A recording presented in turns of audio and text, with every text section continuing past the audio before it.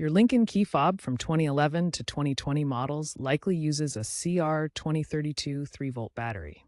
First, confirm the battery type using the fob's interior sticker. To open the case, gently pry along the seams using a plastic trim tool or flathead screwdriver. Avoid metal tools to prevent damage. If the case is stuck due to factory glue, apply heat with a hairdryer. Once open, remove the old battery and insert the new one with the positive side facing up.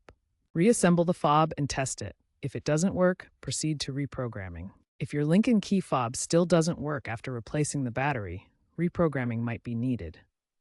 Start by inserting your key into the ignition. Turn the key to the on position without starting the engine.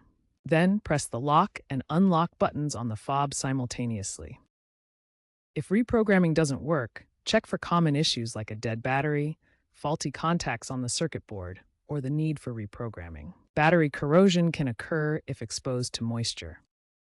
For complex cases, professional reprogramming is recommended to avoid security risks.